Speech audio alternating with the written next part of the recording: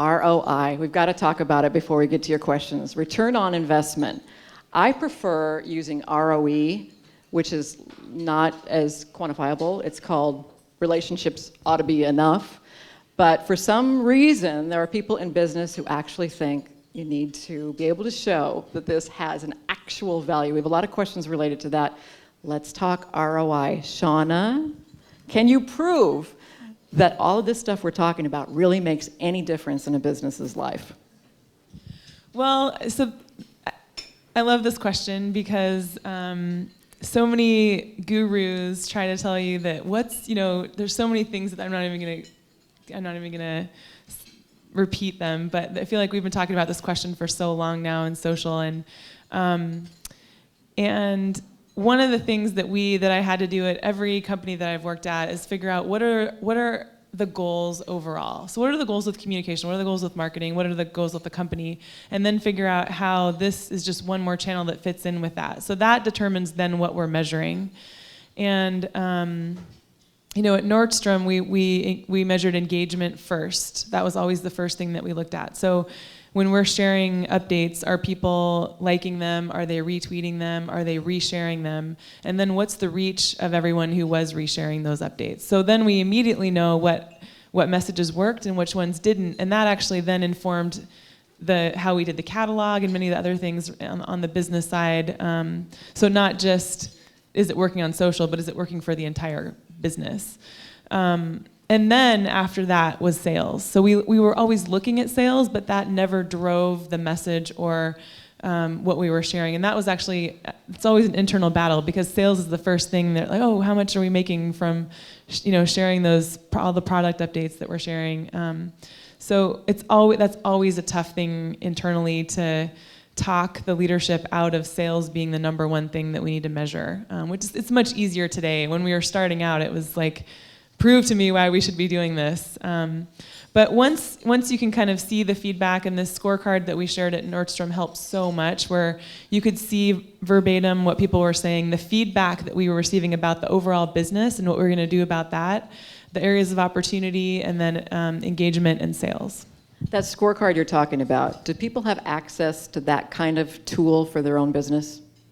There's a lot of different platforms right now that help you measure and get some of those different metrics. I didn't find one that I just wanted it to be one sheet, really easy, that I could send out to the entire company and the entire leadership team. So I created my own, and we input the metrics, but we got them from using about 3 or 4 different social analytics platforms. You don't need to use that many, and you can boil it down to 1 or 2, so you're just tracking what people are saying. But I didn't find one that did everything that I wanted it to. King 5 Seattle. Can you prove that because of all that you do on social media, you have higher TV ratings, which is really what it's about in your business, to bring in the advertising, right? Prove it. I have to ask 2 people over at that table. Can I? Yes. Come on up, Mark. Well, Mark is our director of digital media, and Jessica sitting next to him is our director of business development. And we work a lot on all kinds of platforms and the ROI on all kinds of platforms. Can I prove? There's no causation, but we have done some research on a correlation between our engagement on our Facebook page and increased ratings for our 11 o'clock news.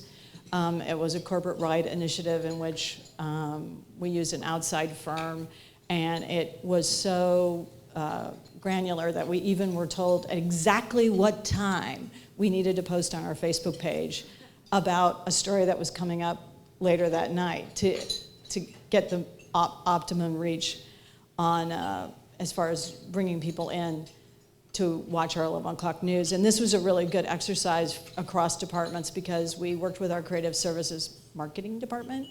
And I think we've all touched on here, it wasn't, watch us at 11. It was like, here's a story we're working on, we're drawing the people into the story, here's some information, and sort of at the very end, and you can hear more. It wasn't even really hear more, it was kind of a throwaway line that we were gonna do the story at 11. We found this worked really well with a couple of our franchises. Get Jesse, I don't know how many people know who that is, probably every Jesse single Jones, just King 5 like, News. Yeah, Jesse Jones, King 5 Investigators. So, we were able to sort of see that. But on top of that, it's really easy to see ROI as far as referral traffic to our website. We have extensive analytics that show that Facebook is the number 3 referral to our website. There are days when it beats Google, just because, so many people are getting their news through social media. So, yeah, we can show that easily. I just have one thing to say about ROI, which I think everybody in this room is in some type of customer service business. And you know how important word of mouth is. I have this sort of idol. His name is Gary Vaynerchuk. Look him up on the internet. You'll find him right away.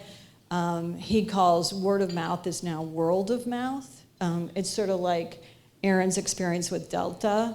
I mean, if Aaron could have had that entire conversation in public, and we could have seen everything that was going on. And you know what? That customer service experience could have, persuaded some of us that maybe we weren't real keen on Delta. So, I mean, basically, that's what it's meant by word of mouth. But as part of that, Gary Vaynerchuk, you can follow him on Twitter, Gary V. And if, he responds to a lot of people. He has a line where he says, "What is the ROI of your mom?" I mean, seriously, it's like using traditional metrics to measure an untraditional way of communicating. But it's really not untraditional because it's still one-on-one. It's still, word of mouth. It's still having a conversation. So just kind of keep that in mind if someone says, what's the ROI of what you're doing? I like that. It's kind of like the old thing in advertising. Half my advertising works, half of it doesn't. Problem is I don't know which half that is. Any final thoughts, Aaron, on ROI before I move on to questions? We're just, numbers for the CEO are important. So figure out how to get those numbers. There's lots of free tools out there. Make it work for yourselves and figure out whether it's Google Analytics or Simply Measured or whatever those simple tools are. But the biggest thing is if you're doing it, you'll see the value in it. And if you're not doing it and you don't have the time for it because that's your excuse all the time, don't get into it. Just continue down the street and get into it. Just across the board. We're going to get to some questions, but first I want to thank our sponsors for this event. My beloved MyNorthwest.com and James Bottorff and his crew. It was their idea to do this. Thank you, James. Cairo Radio, my other home. I want to thank Bill Leonard and his crew, and I also want to thank Washington Federal for sponsoring this event. They have been a great supporter of mine. Thank you so much. I'm going to give you the mic. Right. Well, thank you. My name is Chandler Huckle. I'm the small business banking manager for Washington Federal. And Kathy Cooper's here with me, who heads marketing communications.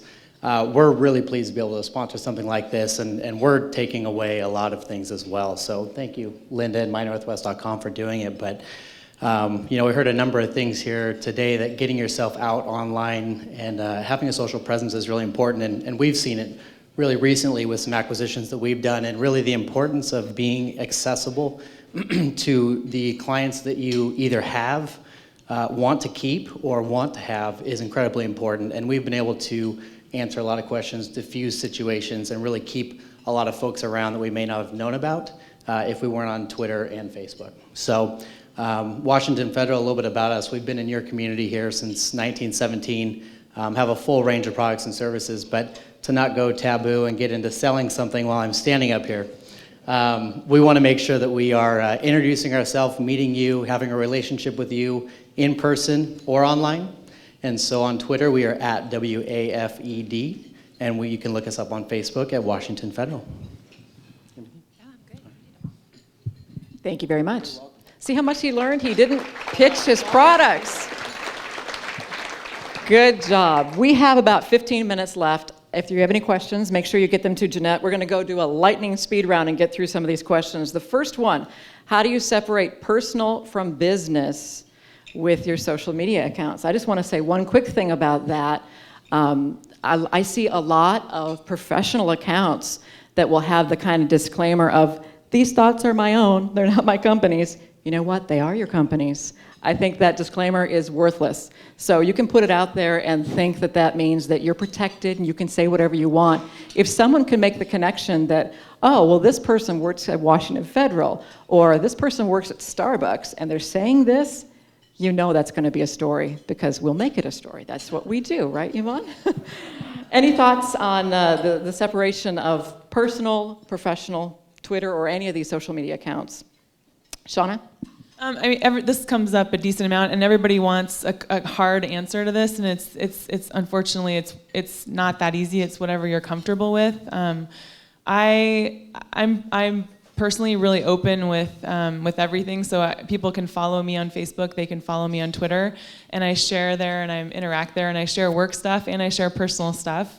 But I mean, I don't share my entire life. I'm not live streaming, 24/7 or anything. I don't know if any of you know Chris Perillo. He does live stream his life.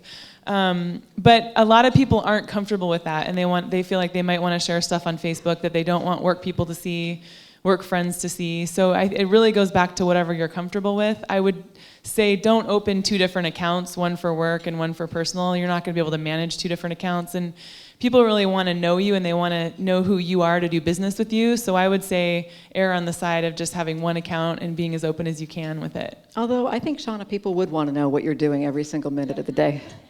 Next question goes to, we'll have Yvonne answer this one. Does tweeting at other users too often turn off my followers? Can you tweet too much? Can you tweet too much? If you're replying at people, if you start your Twitter with the @ symbol, the only people who are going to see that are those who are following you and the person you're speaking with. And Twitter built that in sort of so that if you were responding to a lot of people, you wouldn't look like you were tweeting too much. There is a way to tweet too much, especially if all you're doing is tweeting about yourself. That's too much, even if it's once a week. It's too much.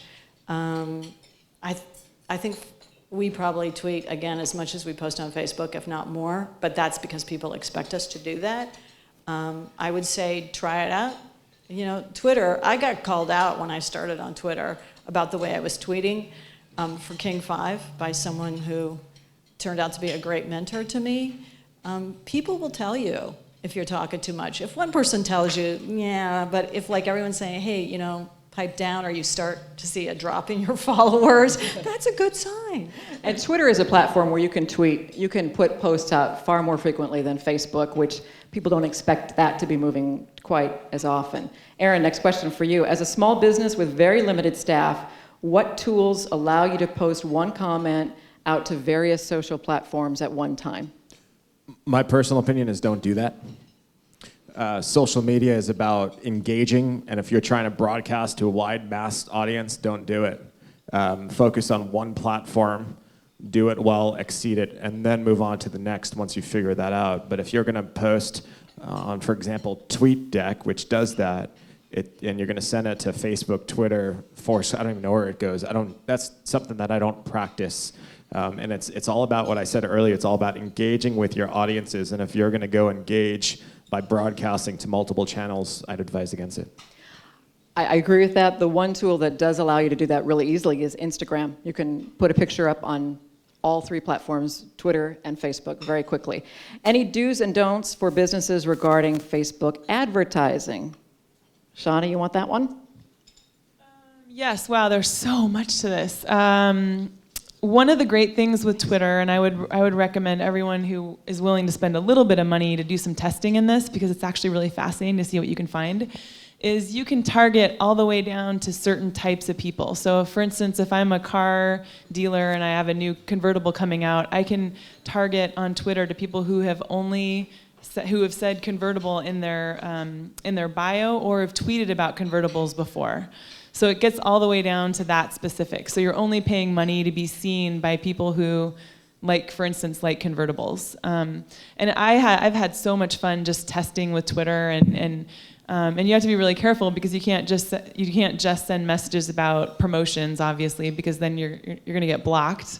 Because what you do is you show up in their Twitter feed with all their friends, and all of a sudden there you are as a business, even though you're not following my business. So I can essentially buy my way into your Twitter feed.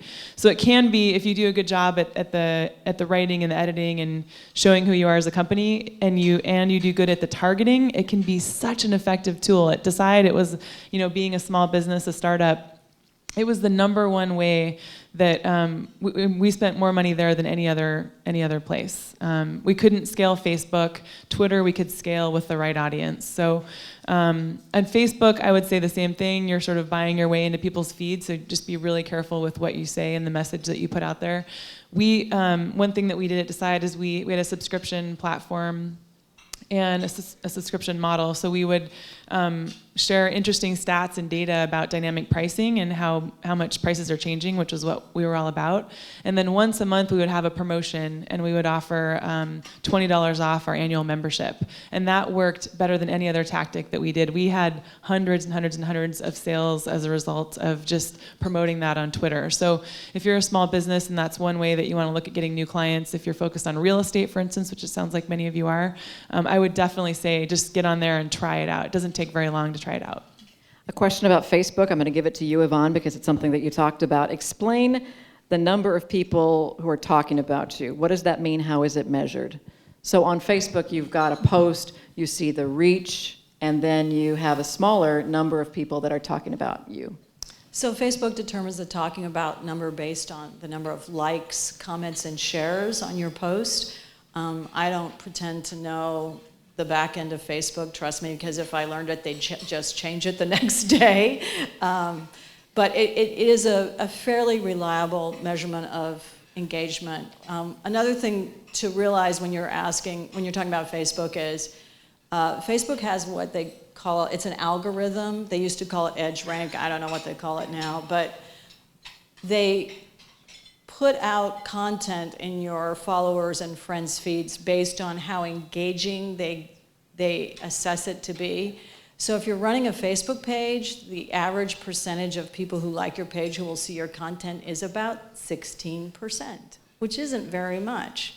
So the higher your engagement rate, the greater the percentage of people who will see your content. And this is where Facebook advertising, you can target people who already like your page and get your posts in front of more people who are already liking your page. You can get your posts in front of people who are connected to people who like your page. And you can also target, like what Shauna was talking about on Twitter, based on all kinds of factors. But that's why we look at engagement, because we know that engagement rate means that we're providing valuable content and that more people on Facebook are seeing that content. We have a question about who do you follow back on Twitter? I'll take that one because I have a theory about following back. I think it's rude not to follow people back. So I follow back almost everybody. If you're in Seattle, I'm not following you, send me an @ message because I should be. I think it's almost like going to a party and there's a table of 5 people there and you come up to that table and you only talk to one person. And you ignore everybody else who's at that table because they just don't look interesting. I don't know, you don't feel like it. You don't want to follow them. How do you know that that one person or 2 people that you're ignoring aren't really significant and interesting and couldn't do something valuable for your life and for your business? So I follow back everybody. I think that's kind of the way the community is set up. Not everybody does. What do you guys, any thoughts on following back?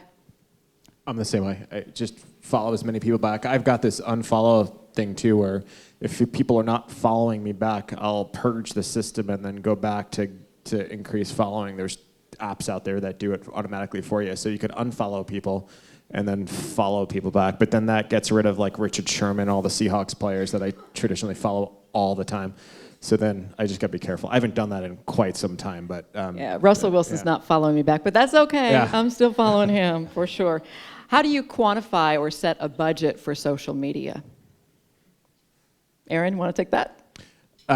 Geez, that's a loaded question. That's why I gave it to you. It's all about time, right? Social media is the time you put into it, and the outcome is how much time you put into it, just like anything else. So you got to budget how much time a day you're going to spend into it, and then build upon it. And we've got this theory on you should do, if you're not in it, you should probably spend, 15, 30 minutes a day in your morning, just like you're exercising, like we all should be exercising every day.